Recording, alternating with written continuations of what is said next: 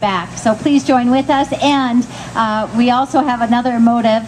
The teachers union is 92,000 and some, and we'd like to be bigger than the teachers union before the election day. So please join with us and help us accomplish that goal, and not to be against any teacher. I love teachers, but we don't love the teachers union, so we'd like to beat them. And we have door hangers. Casey has some holding up there. If you'd like to take some of those as well, that's another way that you can help. Take those, help your friends and neighbors understand how their elected officials have voted, and that's another way you can be involved. There's someone here who took time to become involved by asking a simple question. He wasn't afraid to stand up for what he believed in when the time came and when he had opportunity. He challenged then candidate Barack Obama about his economic policies, and the world changed, or America's discourse changed on the issues. Samuel Joseph Wurzelbacher was unafraid to speak up. Now, Joe the plumber is here to speak with you today. Joe?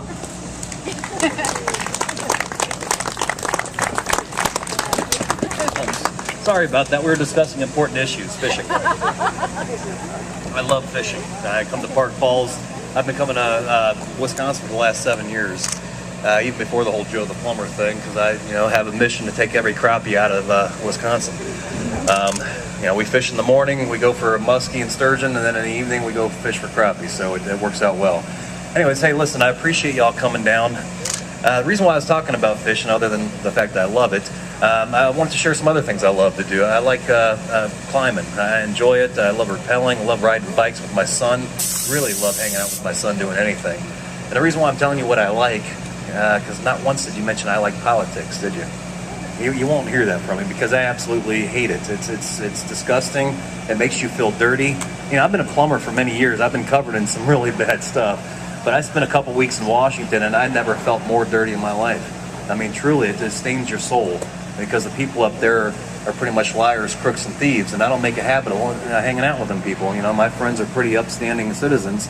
After they turned 18, everything else has been sealed. You don't make a habit of hanging out with them kind of people because you don't like them. But unfortunately, those are the kind of people that are running this country.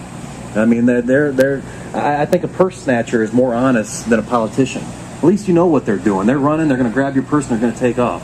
These politicians sit there and will sell your children into slavery, is essentially what they're doing right now. And that's why I've joined with AFP. I like AFP because they talk about facts. I mean, they don't really push the candidates down your throat like some other organizations do, but they will come out and talk to you about the Employee Free Choice Act.